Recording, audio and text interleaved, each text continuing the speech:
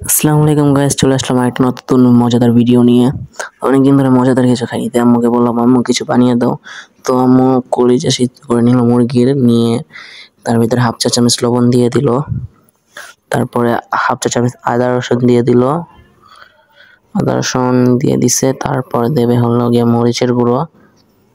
সব দেওয়ার পরে একসাথে মিক্স করবে, মরিচের গুঁড়ো দিয়ে দিল, তারপর এটাকে সুন্দরভাবে মিক্স করবে। তো এই যে আম্মু পুরোটাকে মিক্স করতেছে।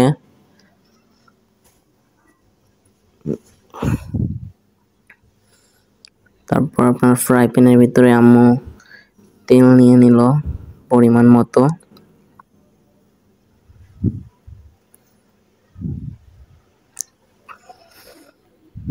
তেলটা গরম হয়ে গেছে, গরম হয়ে যাওয়ার পর আম্মু কলিজাগুলো দিয়ে দিল।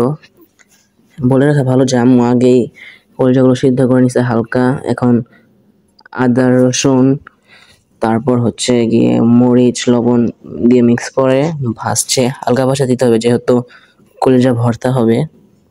খুবই অল্প পরিমাণ কলিজা নেওয়া হয়েছে, কারণ শুধু আমার জন্য ভর্তা হবে, খেতে চেয়েছি মজাদার কিছু, তাই ভর্তা করে দিতেছে। হালকা একটু ভাজা দিয়ে নেবে আম্মু।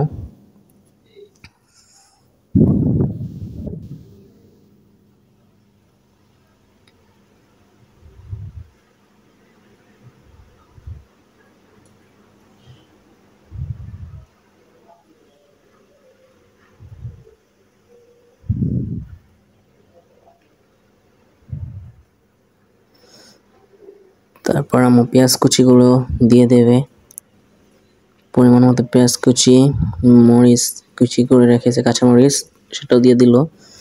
তারপর পুরোটা ভালোভাবে মিক্স করে ভেজে নেবে।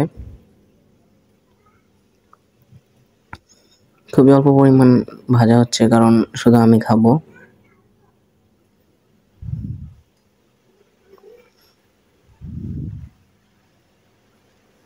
আমি কোনোদিন কাউকে দেখিনি যে কলিজা ভর্তা করতে, আম্মুকে ফার্স্ট দেখলাম, দেখি কেমন হয়। তো পরিমাণ মতো আম্মু আবার হাফ চামচ লবণ দিয়ে দিছে।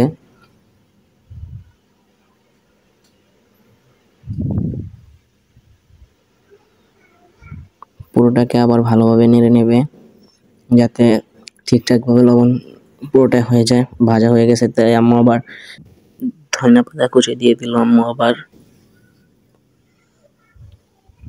পুরোটাকে আবার মিক্স করে নেবে সুন্দরভাবে ভেজে।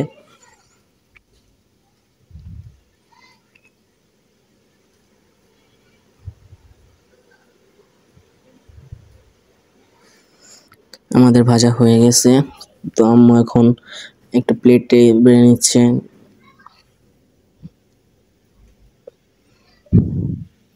যেহেতু এটা কলিজা, তাই মানে হাত দিয়ে এটাকে ভর্তা করা হবে, নাহলে নষ্ট হয়ে যেতে পারে।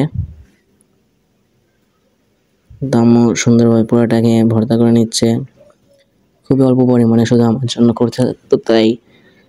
আর দেখতেই পাচ্ছেন কালারটা খুবই সুন্দর হয়েছে।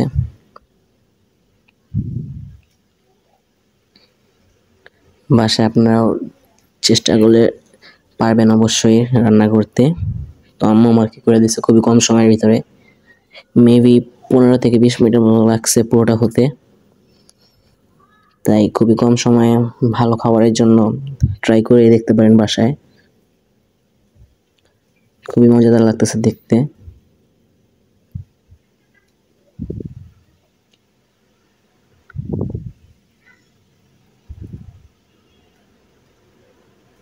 ভর্তা করা হয়ে গেছে আমাদের, দেখতেই পাচ্ছেন কত সুন্দর হয়েছে।